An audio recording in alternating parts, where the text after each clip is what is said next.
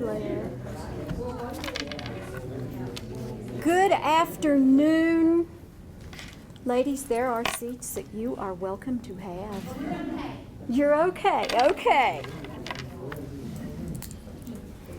Thank you so much for being here today to celebrate the renewal of Marsh Library.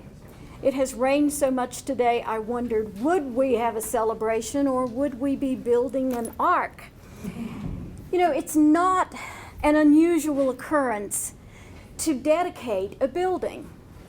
However, it is a very special structure that can be dedicated and then rededicated and then rededicated again. And that's where we are today. We're at the rededicated.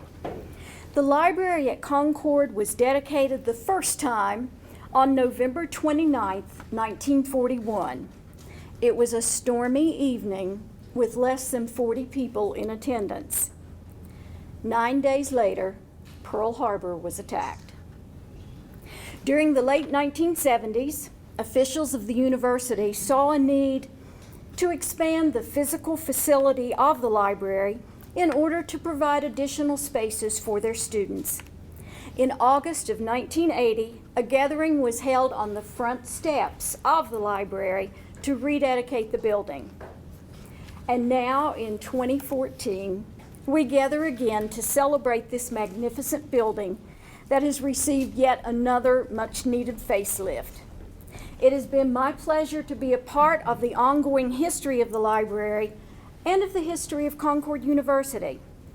This has been a mammoth undertaking in part because we, the library staff, were committed to keeping the library open and available for the students. We succeeded. The students studied in the midst of jackhammers, concrete saws, pneumatic drills, and every other noisy tool known to the fine art of construction. Not ideal conditions for work or for study, but soon the staff set the tone for the day, for the weeks and months that we just endured, and soon everyone joined in the positive attitude of it will be worth it, it will be better, and so they worked together to do that. Today, I would like to recognize those staff members who swept and dusted, and swept and dusted, and moved more than 160,000 books, not once, but twice, before the project was completed. I don't know, yes, they are here. Doug Moore is our IT specialist. Doug is over here. Doug became a man for all seasons. Whatever needed done, he was willing and able and enthusiastic and got the job done for us. Donna Music is our cataloger. She's head of the Technical Services Department. Donna very graciously worked at the front desk, serving the students while everybody else was moving and lifting and doing the dirty work. We could not have accomplished what we did without Donna's assistance. I had hoped that Abe Lilly would be with us today. Abe was our reference librarian in 2012. Abe worked tirelessly to get this project going. He gave up his private office space to be used as a quiet study area for the students. Evangeline Painter is our circulation clerk. She's on vacation, but she worked right along with Doug and Abe, moving, doing whatever needed to be done. That was the amazing thing about them. Seth Cottle is our new reference librarian. He joined us on April 1st of this year, and I think the joke was on him. He is a recent library school graduate, and he was heard to remark more than once this summer, "They didn't teach us this in library school." Sharon Wood is the newest member of our group. Sharon is our housekeeper, and she keeps everything here shining and pretty. And I am very proud to work with this group of people and just proud to be here with them. Now, I would like to introduce someone who doesn't need an introduction, our president, Dr. Kendra Bogus.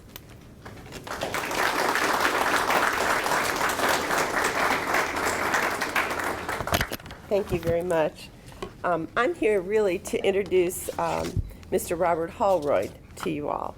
He is with Johnson, Holroyd and Associates, a native of Princeton, West Virginia. He received both his undergraduate degree and law degree from another institution which shall be remain unnamed. No, WVU, I'm sorry. Bob was an assistant prosecuting attorney in Mercer County from 1961 to 1964. He's also served in the West Virginia House of Delegates in 1964. He was the prosecuting attorney of Mercer County from 65 through 67. He was a consultant to the Governor's Committee on Crime, Delinquency, and Correction, and is a member of the Mercer County and West Virginia State Bar Associations. The ties of the Holroyd family to Athens and Concord date back to the 1850s, when William and Sarah Holroyd became residents of the area. The Holroyds were among the families who established Concord University, Concord College, Concord State Normal School at the time. The Holroyd name and Holroyd Hall was named for the family, and James French Holroyd served as the first librarian of Concord. So I'm going to invite Mr. Holroyd to please come forward.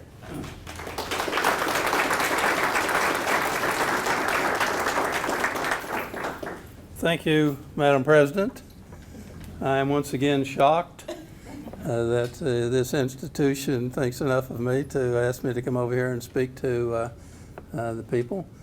I want to acknowledge my friend Connie, who spent harrowing months and years giving Princeton a beautiful library, and worked tirelessly to do it, and then retired for about 30 minutes before she came over here to work with this place.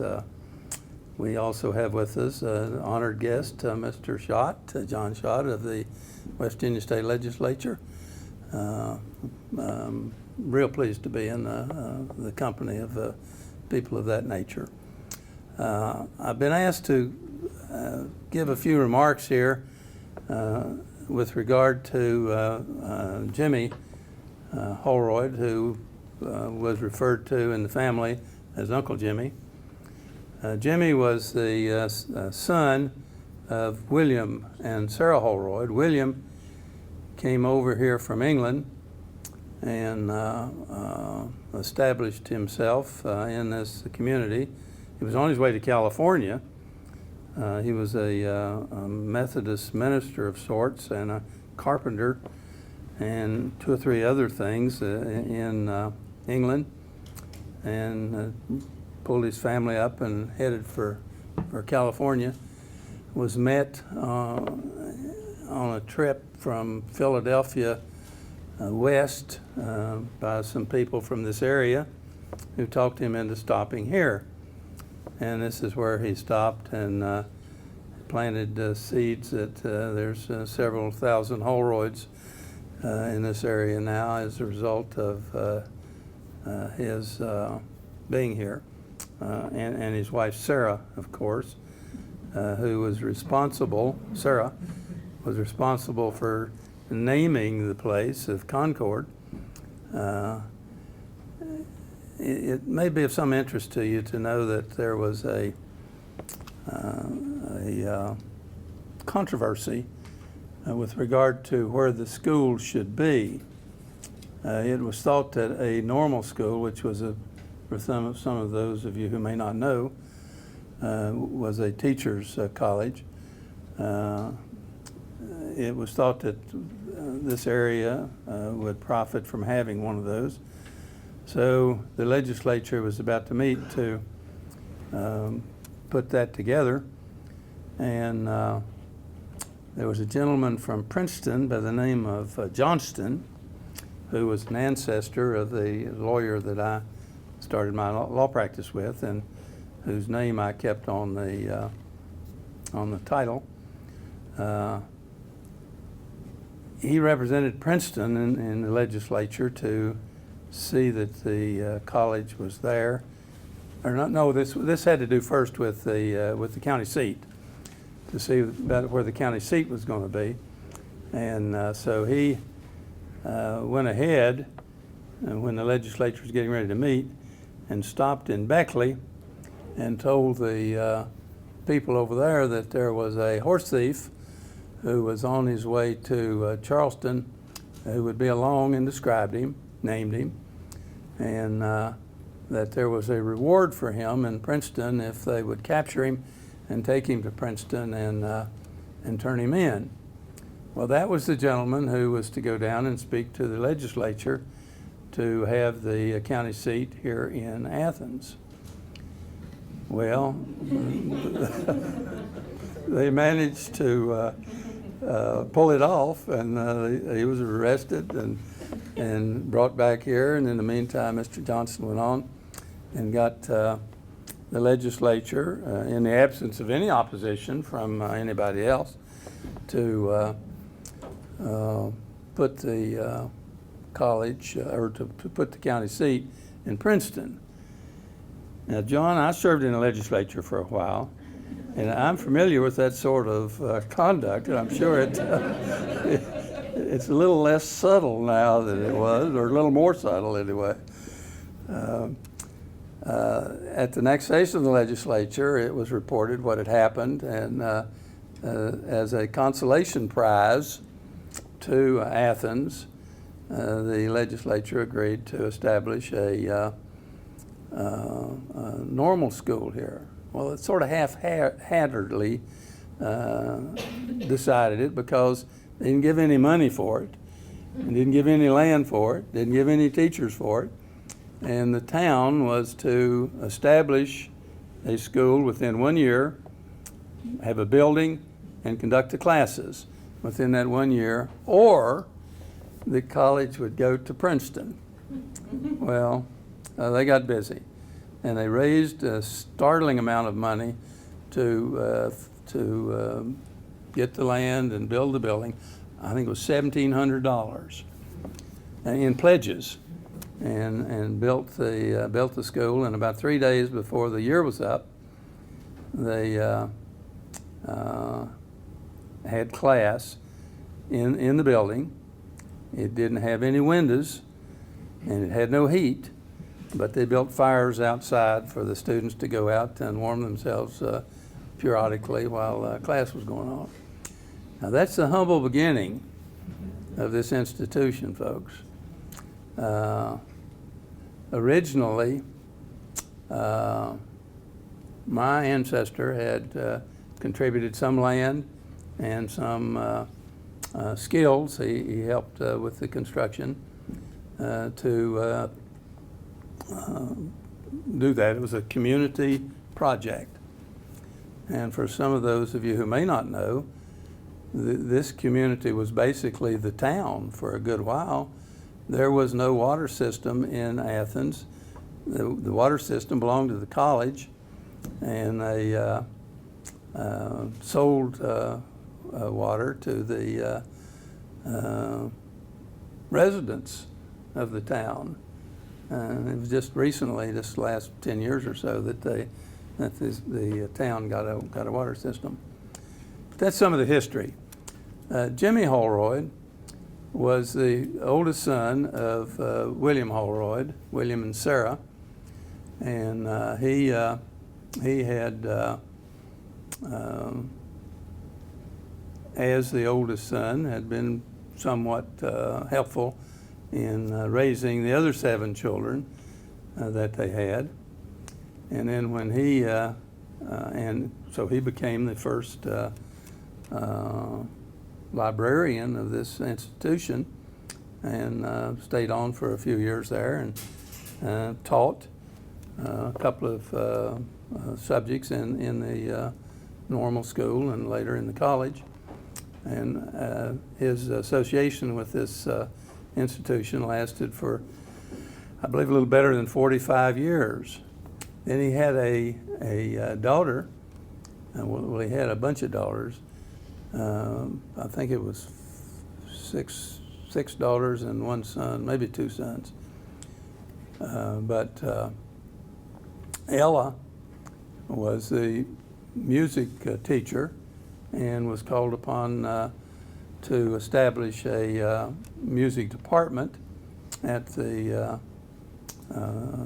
college, and she did that and was head of that department for, I don't know, 20, 30 years, and continued to be an influence in this town, living right in the shadow of the college until she died at 98. But she was the grandson, or the granddaughter, of the original Holroyd who helped start this institution and help build it. People referred to Jimmy as Uncle Jimmy. He died before I was born. I think he died in 1928. But Ella continued to live until just, maybe 10 years ago, because we used to come to Athens and visit with her in the house and stay there. I know that the original telephone system in Athens was where the bank is now, and the person that ran it was set up in a window that overlooked the three sections of town, the three ways the street went. And I would call over and ask this. You didn't dial anything then. Just picked up the phone and said, "Give me Athens," and somebody gave you Athens. And he'd say, "I would like to tell her who I was, and I'd like to talk to Aunt Ella." And the lady would say, "Well, now she's over visiting with Miss so-and-so. She'll be back in a few minutes. Want me to give you a call when she comes back?" And yeah, and she and I'd talk. "Well, now wait a minute, here she comes. So we'll stay on here for a few minutes, and then I'll ring her when she gets in the house."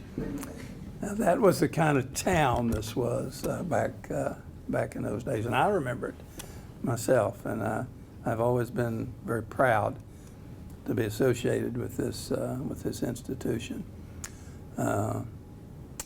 I don't know what else I can say. I don't have any formal remarks to make, but those are some of my thoughts, and the pride that you folks have with this institution and with this building itself and with this facility goes very deep, and you justifiably are proud of it. And thank you for it on behalf of the rest of the world.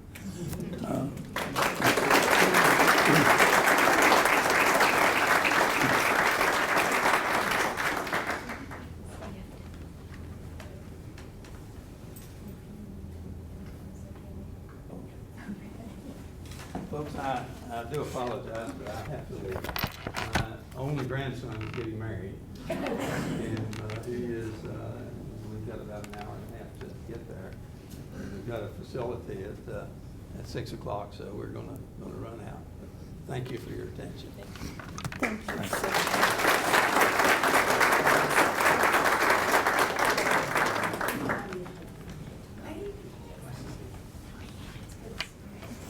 Mr. Holroyd talked about the first librarian here at Concord. Just this past week, a plaque dedicated to his memory was reinstalled. In the past, it had hung in the administration building because that's where the original library was. It was a 20 by 30 foot room that was in the original building that burned. They rebuilt the building and it burned, and then later this building became. The plaque had been lost for all intents and purposes. When it was removed from the administration building, it was brought over here and it was stored. During the renovations, we found it. I will encourage each of you to read the plaque before you leave. Mr. Holroyd was the kind of librarian that I don't think I want to be. Everything I've read about him says the students loved him. Now, I would enjoy that. The students loved him. He was the most popular person on campus. But as the plaque will tell you, he died on the job. Any project of this size and scope has to have a supervisor, has to have a clerk of the works, a ramrod, an overseer, a superintendent, or someone who sees the big picture. We were blessed with this project to have Mr. Rick Dillon. He is Vice President of Administration and an Associate Dean of Students. He was that person for the library project. Mr. Dillon, if you will, please.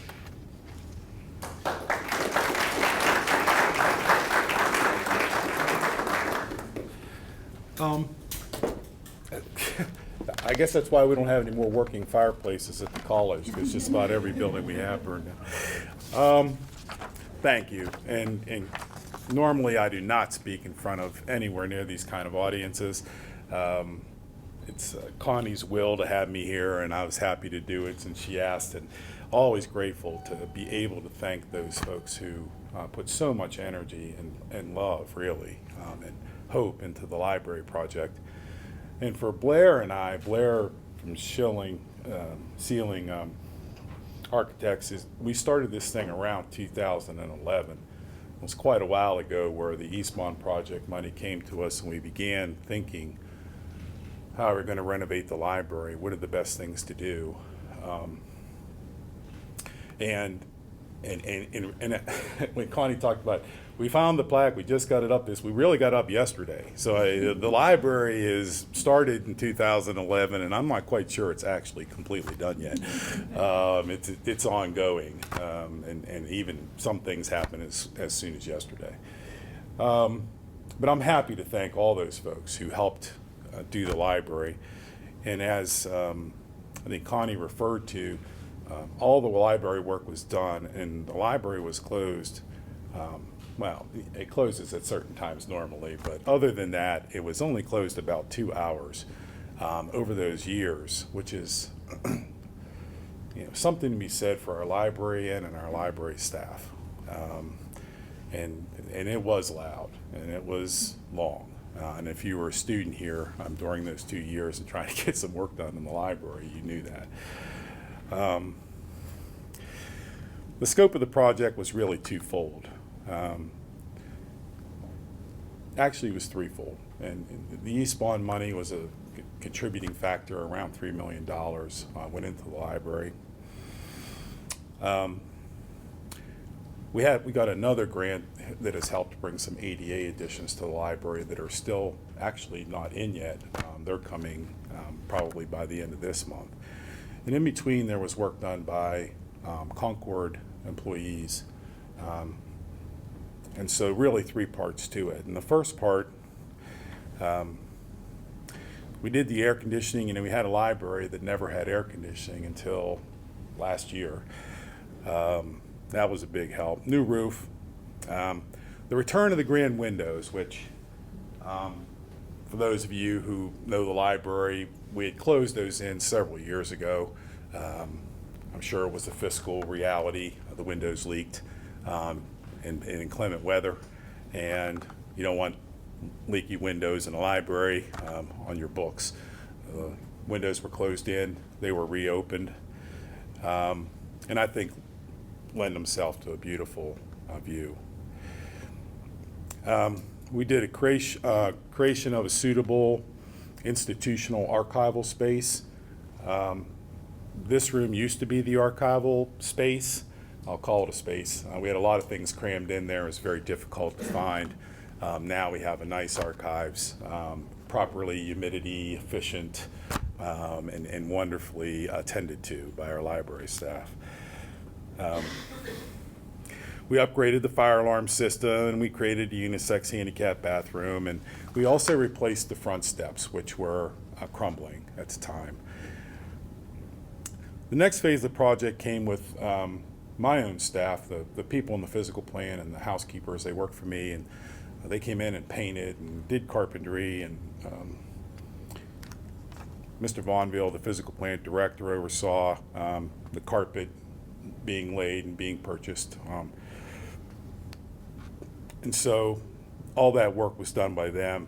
And as I said, we are coming behind in our next phase project with some additional ADA work that will finally complete the library for now. I think libraries are always ongoing. You want to always do something to them. A project this size can only be accomplished by work from multiple groups, and I'd really like to thank them all now. And and for those of you who know Connie, I asked her, this is my busiest week of the year, and I asked her if she could help me write this, which she did. And I gave her the names of everyone who helped, and she left her own name and her own librarians off of this list. And if you know her, that wouldn't surprise you. But honestly, the final touches to this library, what's on the walls, the colors, the remarkable placement of everything is due to her and her staff's efforts collectively. They've just done a marvelous job. I have very little artistic sense, so the things that are here are her, and she worked diligently with Mr. Vaughnville, and they created quite a look to the library. And I think they should be the first ones mentioned, other than left off the list. The students also should be thanked, as we already said, because it was difficult for them to study in here for 2 years. The primary architect, and we've gotten to be good friends over the last several years. Blair Fryer, is from Silling. Of course, we had work from everybody. You know, Jody, who owns a company, and Martin Klapkoff and Fred Pack. They were also here and helped us in the library portion.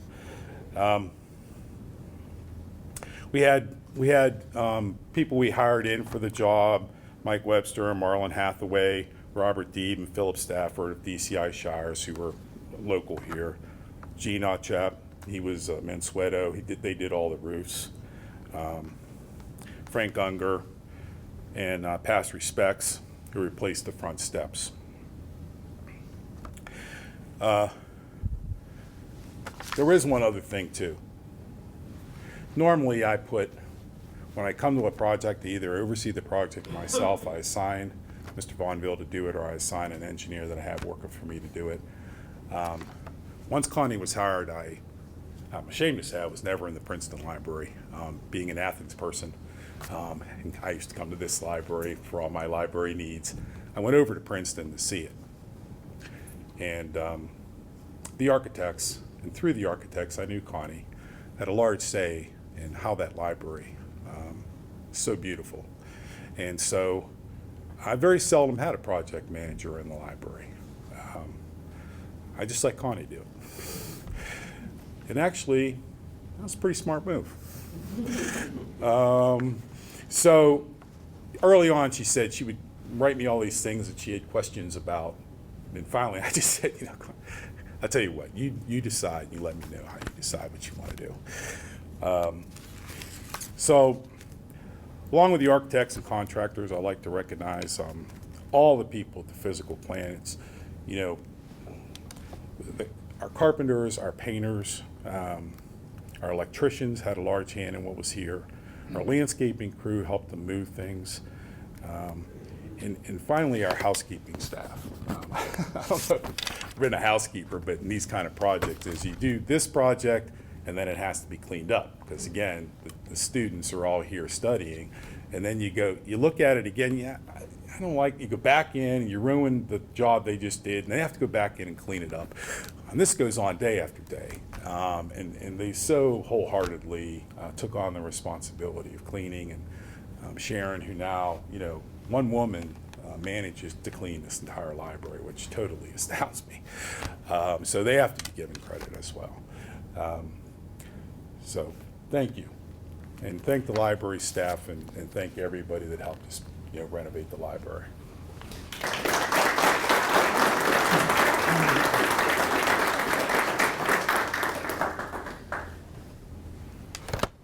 Thank you, Mr. Dillon. Now I would like to introduce to you Mr. William Wiley. Mr. Wiley is the owner of the Violet Inn, a bed and breakfast located in Pipestem. And I think the best way to describe him is as a local history aficionado. He has a presentation to make today.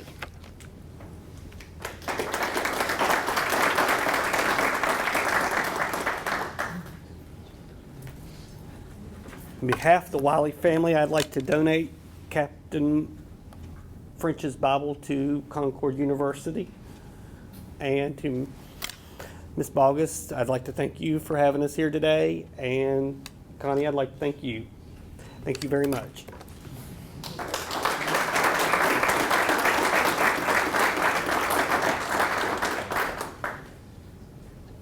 Now, the Captain French he's referring to is the first principal of Concord State Normal School. And this is the family Bible that we won't go into the story of how he came by this, but this is a treasure for the university. Thank you, Mr. Wiley, and members of the Wiley family. Your donation is a valuable addition to the growing university archival collection. It's our hope that other community members and community-minded individuals will follow your example and will contribute items of historical significance to the collection.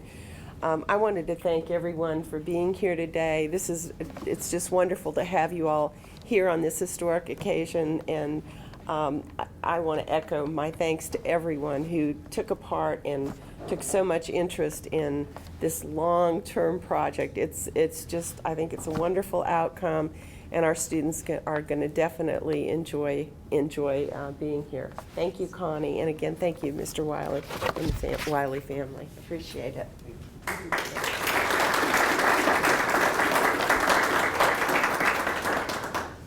I want to add my thanks once again. Thank all of you for being here today. This really is a reason for celebrating. We have some refreshments downstairs for you. We have students who are ready to act as your guides to give you a tour of the newly remodeled facility. And Mr. Moore has provided a slide presentation for you. It takes you through the renovations from day one up until about 2 weeks ago. So please enjoy, come back to Concord often, and we thank you for being here.